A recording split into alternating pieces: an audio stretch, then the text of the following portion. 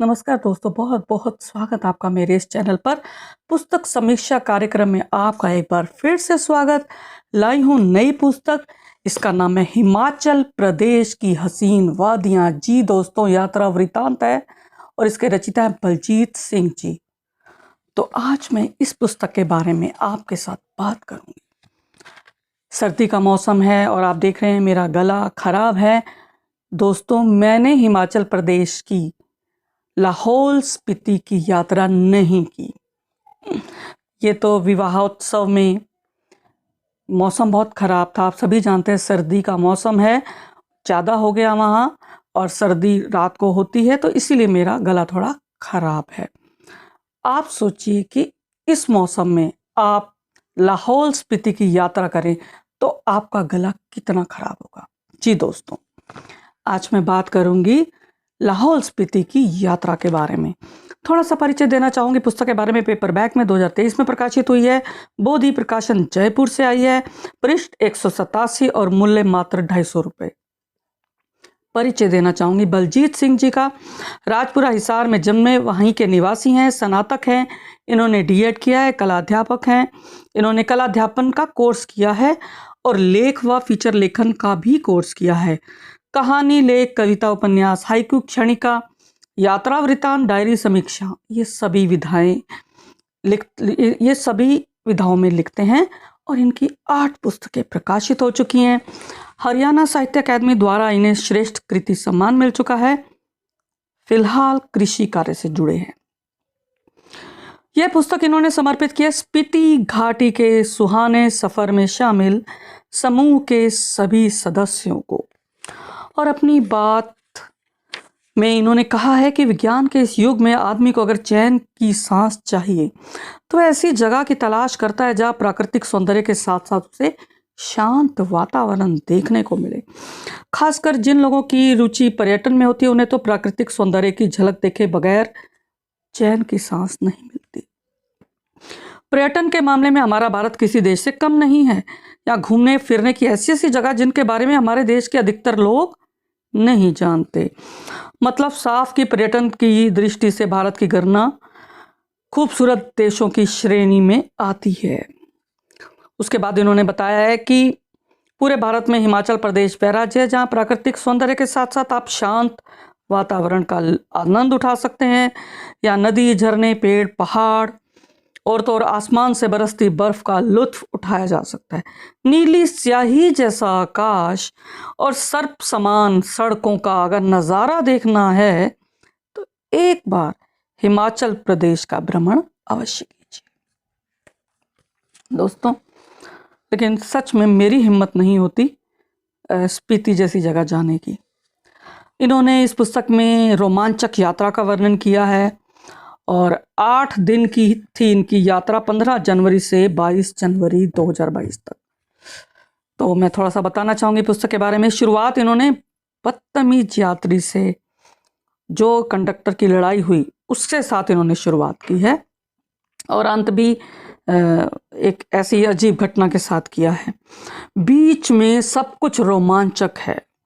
चंडीगढ़ में महिला परिचालक इन्होंने देखी, अच्छा लगा इन्हें, और यह यात्रा इन्होंने एक समूह के साथ की। हिमाचल के सेब के बागान इन्होंने बताए कहाँ कहाँ मिले। बहुत मशहूर हैं हिमाचल के सेब।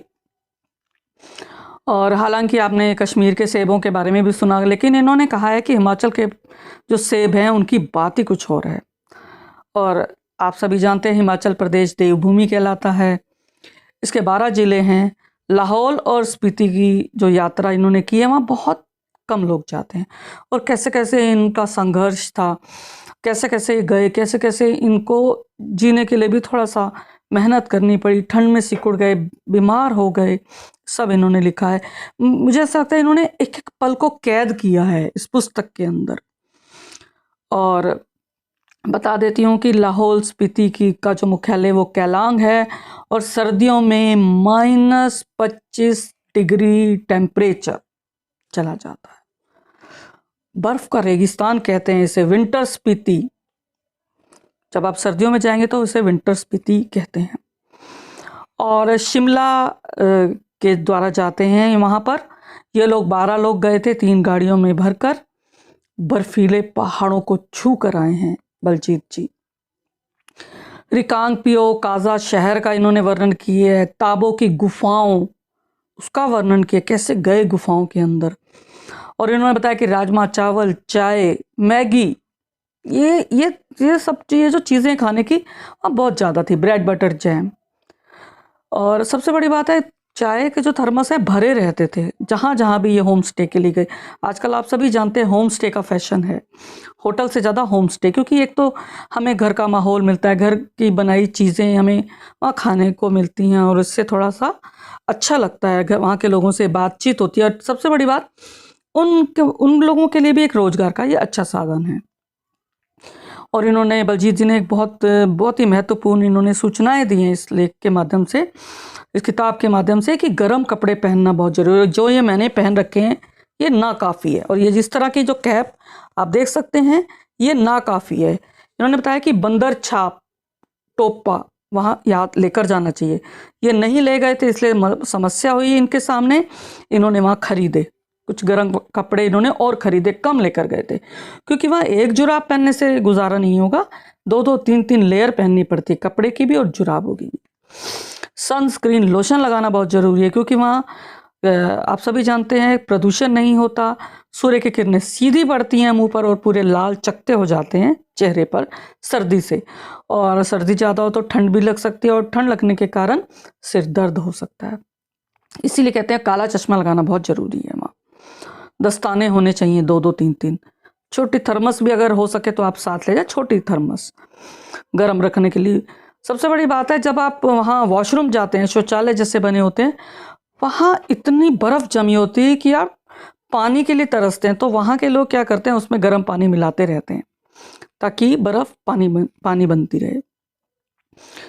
और आइस हॉकी मैदान में लड़कियों का मैच इन्होंने देखा जो बहुत रोमांचक था, और इन्होंने ये बात बोली है कि इस मैच को ज़्यादा यहाँ तवज्जो नहीं दी जाती, तो इस मैच को भी तवज्जो देनी चाहिए। और इसके बाद उन्होंने बताया कि वहाँ पत्थर पर जमी बर्फ़ ऐसे लग रही थी जैसे कटोरों में आइसक्रीम। उपमा इन्होंने देखी कितनी सुंदर दी है, बड़े बड़े कटोरों में आइसक्रीम जमी हो, ऐसे वहाँ बर्फ़ जमी थी। और इन्होंने वहाँ बताया कि वहाँ पर काले बड़े बड़े कुत्ते थे, काले रंग के, काली काली गायें थी, भेड़ बकरियाँ थे, ये सभी जानवर, वहाँ के जानवर और मैदानों के जानवरों के आकार में भी अंतर होता है। और वहाँ की गोम्पा मठ जो लामा मोनेस्ट्री थी, वहाँ के इन्होंने यात्रा की। किन्नौरी सेब तो मशहूर हैं, अंगूरों की शराब भी मशहूर है वहाँ पर, पानी वहाँ का फिरोज़ी होता था।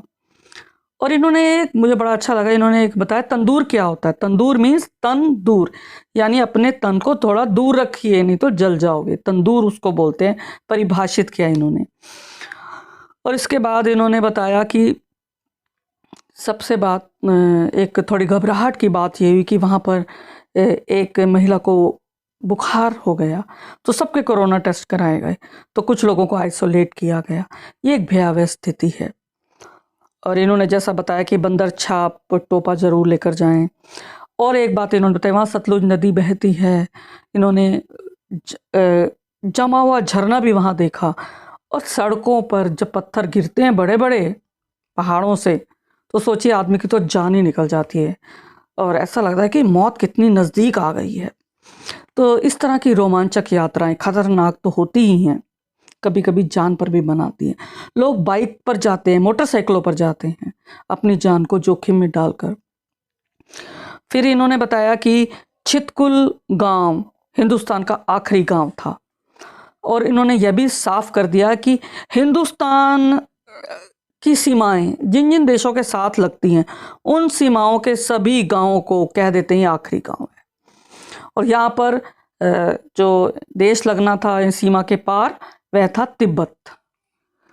और उसके बाद इन्होंने बताया बहुत कुछ, इन्होंने, मैंने जैसा कि बताया, इन्होंने पल पल की यात्रा इसके अंदर कलमबद्ध की है।